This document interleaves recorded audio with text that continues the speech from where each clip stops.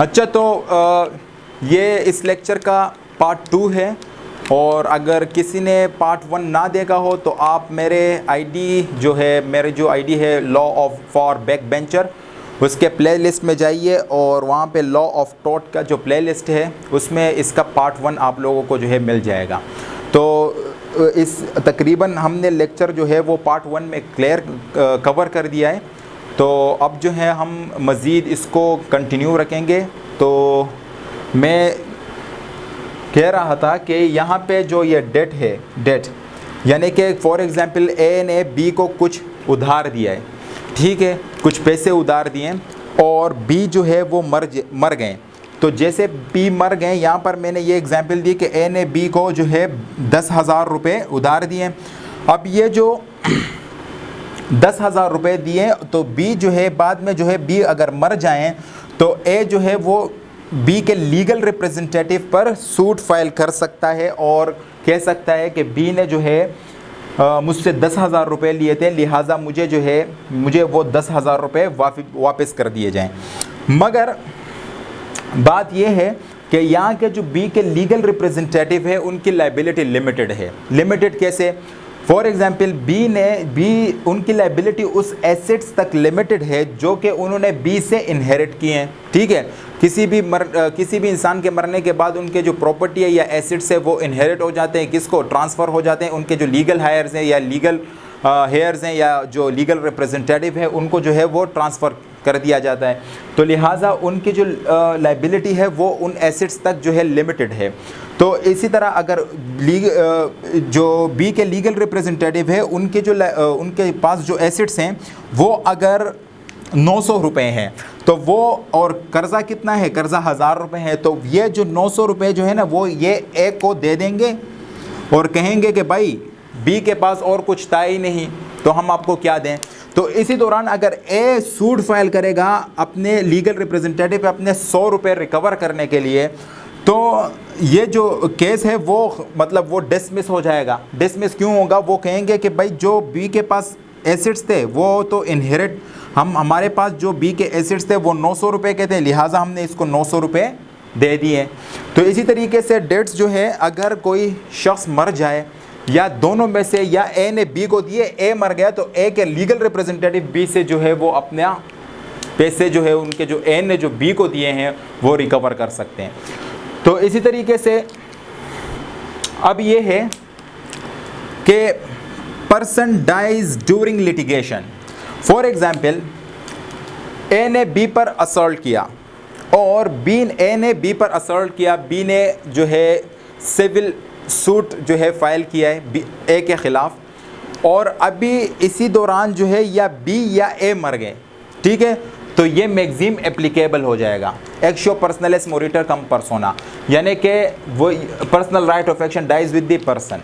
तो अगर लिटिगेशन के दौरान किसी भी पार्टी का जो है डेथ अकर हो जाए, डेथ वाक़या हो जाए, तो वो जो लिटिगेशन है, वो जो प्रोसीडिंग है वो कमज़ोर पड़ जाते हैं, और कमज़ोर होने की वजह से अक्सर जो है उस पर यह मैगजीम जो है वो इम्प्लीमेंट कर दिया जाता है कि एक्शो पर्सनलिस मोरिटर कम परसोना, यानी कि personal right of action dies with the person. अच्छा, in criminal law, criminal cases में this maxim is not applicable at all.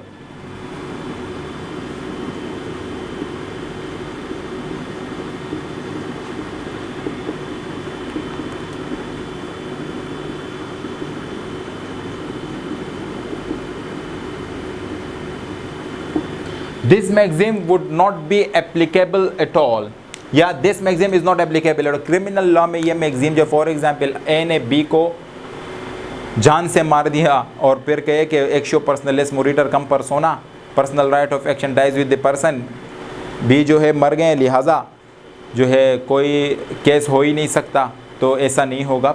Criminal cases में ये जो है ये नहीं होगा। तो सिंपल सा है, कॉन्ट्रैक्ट में अगर पर्सनल नेचर का कॉन्ट्रैक्ट है, फॉर एग्जांपल पर्सनल नेचर का कॉन्ट्रैक्ट जो कि उस किसी भी बंदे के स्किल्स पर डिपेंडेंट हो।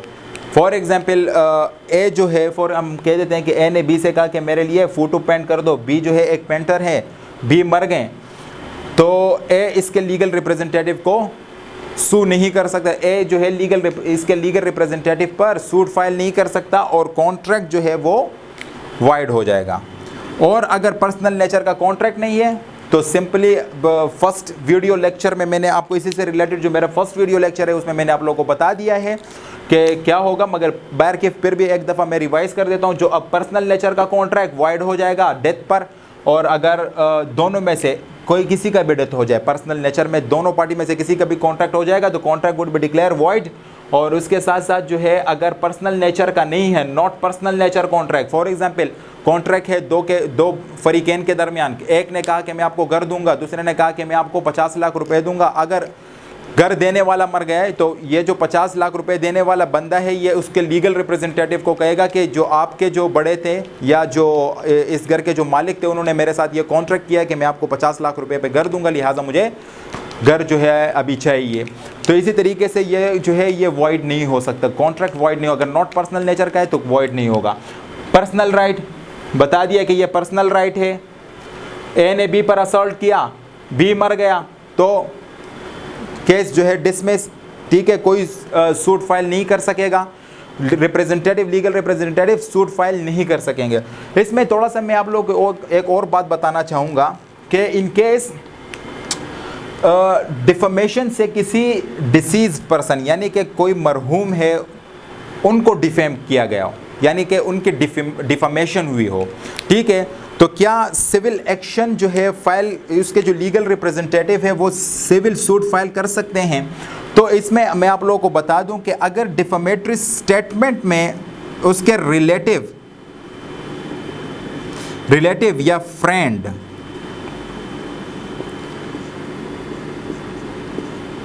उसके रिलेटिव या फ्रेंड को भी जो है वो उसके जो डिफेमेटरी स्टेटमेंट है, फॉर एग्जांपल कहा गया कि ए के वालिद जो थे वो चोर थे, अब ए के जो वालिद है वो तो मर गए हैं, मगर यहाँ पर उन्होंने उसके जो रिलेटिव है उनको भी इंडिकेट किया है, तो उस टाइम जो है वो उसके रिलेटिव या उसके, या मैं कहूँ कि बी का जो दोस्त था वो जो बी का दोस्त जो था वो एक बड़ा चोर इंसान था, ठीक है। अब बी का जो दोस्त है वो तो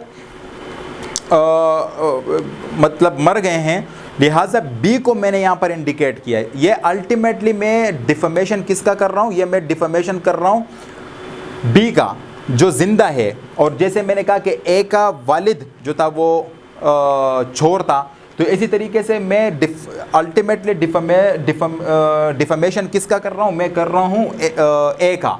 तो अगर वो रिलेटिव या फ्रेंड अलाइव है तो वो लोग जो है जाके सिविल सूट फाइल कर सकते हैं टॉर्ट फीजर के ख़िलाफ़ और जो है डैमेजेस क्लेम कर सकते हैं। तो ये मैगज़ीन, और मैं बार बार कह रहा हूँ कि जो फर्स्ट लेक्चर है उसको ज़रूर सुनिए इसी टॉर्ट के हवाले से। तो यहाँ पर ये जो है ये केस लॉ ये बहुत ही ज़्यादा इम्पोर्टेंट है। केस लॉ ये इसलिए मैंने रखा है कि लिख लिया है बोर्ड पे कि अगर फॉर एग्जांपल इस पर कोई क्वेश्चन आ जाए तो ये केस लॉ आप ज़रूर मेंशन कर दीजिएगा। हमले वर्सेस ट्रॉट ये 1776 का केस है, 1767 का केस है। हमले broke into the house of trout and miss appropriated ship gods and pigs. हमले जो था वो ट्रॉट के घर में घुस गया और उससे जो है शिप्स यानी कि भेड़ बकरियां और उसके जो कुछ पिग्स वगैरह थे वो जो है उसने मिस अप्रोप्रिएट कर दिया, मतलब अपने कब्जे में ले लिया, डिसऑनेस्टली अपने कब्जे में ले लिया। हमले डाइड आफ्टर मिस अप्रोप्रिएशन, हमले जो है वो ये काम करने के बाद फोत हो गए। Trott sought return of these item from deceased state. Trott ने कहा कि भाई ये जो मुझसे ये जो आइटम्स लिए गए हैं शिप्स गॉड्स पिग्स, इसका ये जो है मुझे डिसीज़ का जो स्टेट है यानी कि प्रॉपर्टी है उससे मुझे दिलवा दिए जाएं। तो the plaintiff was ultimately unsuccessful but Lord Mansfield, plaintiff जो था वो अल्टीमेटली अनसक्सेसफुल था, मगर यहाँ पर जो लॉर्ड मैन्सफील्ड थे इन्होंने कहा said that the action for trespass would fail. Action जो है जैसे ये हमले जो है वो ट्रॉट के घर में घुस गया है, ये भी एक ट्रेसपास है, ये भी एक ट्रॉट है। बाद में उसने जो है वो मिस अप्रोप्रिएशन किया, उसने कहा ये जो ट्रेसपास है इसके लिए आप जो है सूट फाइल नहीं कर सकते हो, ठीक है, क्योंकि जिसने ट्रेसपास किया था वो मर गया। एक्शियो पर्सनलिस मोरिटर कम पर्सोना personal right of action dies with the person.